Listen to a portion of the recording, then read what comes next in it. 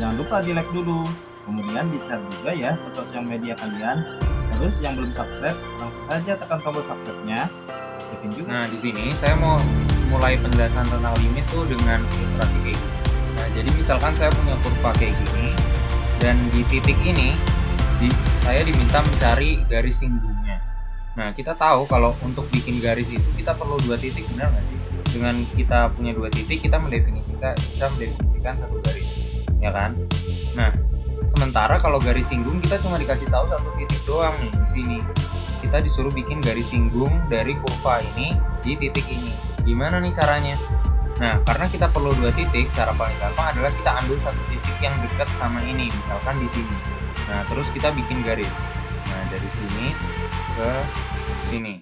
Nah, tapi ini bukan garis singgung nih, karena garis singgung tuh sebenarnya harusnya cuma memotong 1 titik doang nih di kurva, tapi dia memotong 2 tuh. Garis singgung harusnya cuma nyinggung doang, namanya aja garis singgung ya kan. Nah, buat memperbaiki garis ini biar menjadi lebih benar, kita pindahin nih titik ini menjadi lebih dekat lagi di sini. Nah, terus garisnya juga kita ubah jadi lebih sesuai lagi gitu. Nah, tapi ini juga masih belum benar gitu. Karena garis singgung tuh ya harus cuma menyinggung doang. Nah, maka itu kita deketin lagi si titik ini ke titik pusat awalnya yang kita mau cari garis singgungnya. Terus garis singgungnya kita benerin lagi. Nah, kita lakuin ini terus, kita deketin titik ini terus sampai sangat dekat sekali sama titik awalnya, sampai hampir berdempet gitu ya, sampai hampir berhimpit, sehingga kita akhirnya bisa dapat garis singgungnya dengan menyambungkan 2 titik itu. Nah, di sini kita bisa lihat tentang ilustrasi tentang limit itu yang pertama kali, bahwa limit itu artinya semakin mendekat, tapi bukan berarti dia nilainya sama, tidak nyampe, tapi terus mendekat without bounds gitu lah. Nah, ilustrasi lainnya adalah misalkan kita punya kurva hitam ini, terus kita pengen hitung panjang kurva dari sini sampai sini. Nah, kita nih nggak ngerti nih gimana cari tahu panjang kurva, tapi kita bisa tahu cara menghitung panjang garis. Jadi misalkan panjang garis ini kita bisa tahu hitung pakai penggaris nih. Nah, terus panjang dari sini ke sini kita bisa hitung pakai penggaris, terus dari sini ke sini kita bisa hitung pakai penggaris gitu kan. Nah, tapi hasilnya ini belum tentu akurat nih, karena garisnya nih masih ada celah-celah di sini dan di sini gitu. Hasilnya nggak akurat. Caranya gimana? Kita tambahin lagi jumlah garis-garis lurusnya. Nah, kita perkecil lagi, misalkan segini-segini, kita bikin garis lurus gini. Nah, kalau semakin kecil gini, hasilnya pasti semakin akurat. Begitu juga kalau kita kecil-kecilin lagi nih. Kecil-kecilin lagi, kecil banget, sehingga misalkan N itu adalah jumlah garis lurusnya. Kalau kita mau menghitung panjang kurva yang benar, maka kita harus pakai garis lurus itu dengan jumlahnya N menuju tak hingga gitu. Dengan N yang sangat banyak sekali, maka kita akan mendapatkan akurasi yang paling tepat buat menghitung panjang dari kurva tersebut gitu. Nah, ilustrasi lainnya adalah gini. Misalkan kita punya bentuk nggak jelas kayak gini. Nah, sekarang kita pengen ngitung luas dari bentuk yang dibatasi oleh garis yang bentuknya tidak beraturan ini. Nah, kalau kita mau, mungkin dulu pas kecil kita ngitung kayak gini, diajarin misalkan pakai bikin kotak-kotak gitu, kotak-kotak, terus kita hitung nih jumlah kotaknya ada berapa, nah itu adalah luasnya gitu, ya nggak? Pernah nggak? Nah, misalnya ini 1, 2, 3, 4, 5, 6, 7, dan seterusnya, kita bisa menghitung jumlah kotaknya itu. Terus nanti karena kita tahu kalau luas kotak itu adalah sisi kali sisi, maka kita bisa mengaproksimasi, mengira-ngira nih luas dari bentuk yang tidak beraturan ini tuh berapa gitu. Nah, tapi itu nggak akan akurat gitu. Itu akan akurat kalau jumlah kotaknya ini nah kalau tadi kan ini jumlah garis lurus. Sekarang misalkan ini adalah jumlah kotak, itu menuju infinity. Kalau kotaknya bakal kecil banget, maka kita bisa mengaproksimasi dengan lebih akurat luas dari benda yang berbentuk tidak beraturan ini. Nah, jadi tadi itu adalah ilustrasi sedikit tentang limit. Tadi kita belajar bahwa kalkulus adalah ilmu yang mempelajari segala sesuatu tentang limit. Terus secara kasar, limit artinya terus mendekati, tapi tidak pernah menyentuh gitu. Secara kasar gitu artinya. Nah, sekarang nih yang lebih matematik lah ya. Jadi misalnya kita punya fungsi gini, fx itu sama dengan x kuadrat minus 4 dibagi x minus 2. Nah, di sini kita lihat bahwa pada penyebutnya ada x minus 2, berarti f tidak terdefinisi pada x sama dengan 2 gitu. Nah, jadi karena kalau kita masukin 2 nih hasilnya adalah infinite gitu. Itu bukan bilangan real gitu. Jadi f tidak terdefinisi di situ.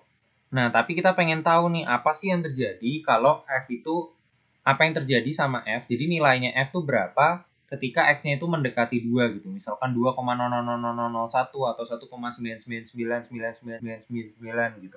Nah, disinilah limit diperkenalkan gitu. Jadi, kita bisa tahu nih apa yang terjadi dengan f ketika dia mendekati 2, tapi bukan pada 2-nya. Nah, jadi limit x mendekati 2 dari fx itu sama dengan berapa nih? Gitu kan.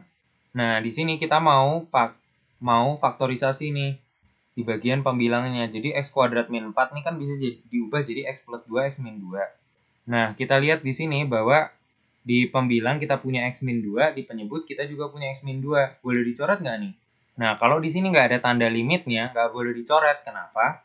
Karena di angka 2, jadi ketika di sini angka 2, 2 kurang 2, 0. Dan di bawah di penyebutnya juga 2 kurang 2, 0 gitu.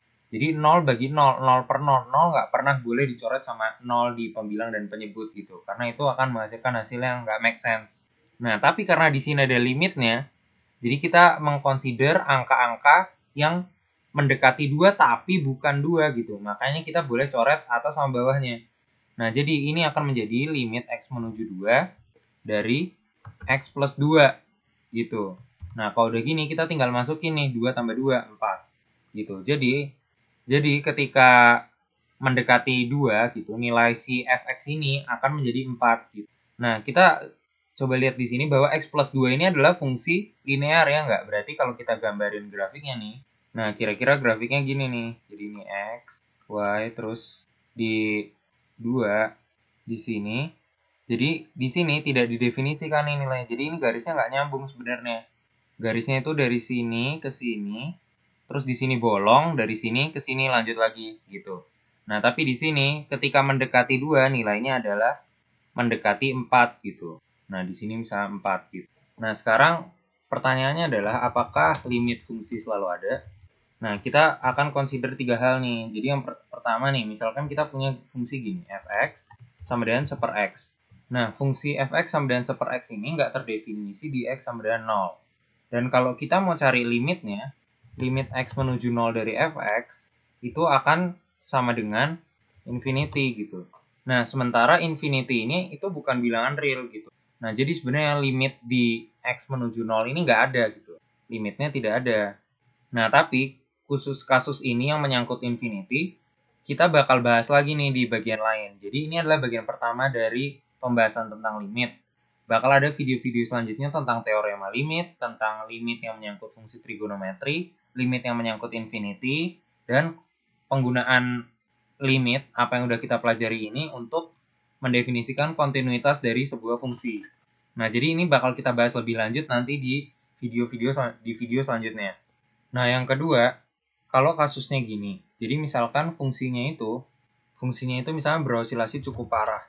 Jadi misalkan kayak gini. Misalkan fungsi yang kayak gini. Jadi fungsinya kayak gini, terus mendekati ini dia bakal osilasi parah gitu. Nah, jadi misalnya kita mau cari limitnya di 0. Ini x, ini y. Kita mau cari limitnya di 0 sini. Nah, sementara fungsinya itu berosilasi parah, jadi dia bakal naik turun terus di sini. Nah, fungsi ini ketika mendekati 0, nilainya tidak menuju ke satu nilai tertentu. Nah, karena kita lihat kan tadi di sini dia naik turun, jadi kita nggak tahu nih di 0 nih dia nilainya apakah positif sekian atau negatif sekian gitu.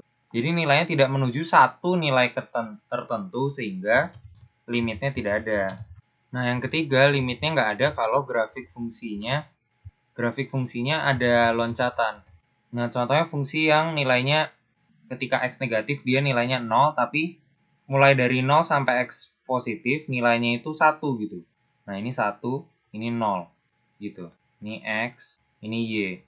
Nah, ketika kita mau cari limit X mendekati 0, dari satu arah kita bakal dapat nilainya 1.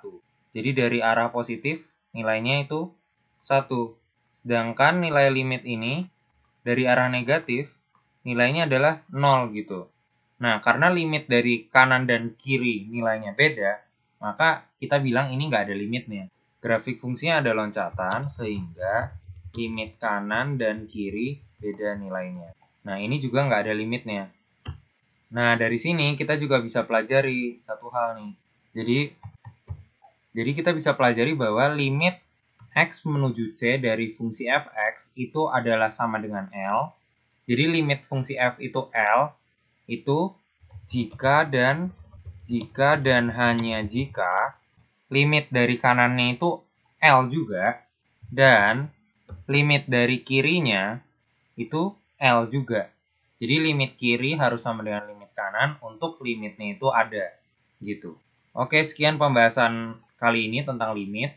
Semoga video ini bisa membantu kalian lebih mengerti dan dalam mempelajari apa sih limit itu, gitu. Sampai ketemu di video-video selanjutnya. Thank you udah nonton. Semoga bermanfaat. Terima kasih.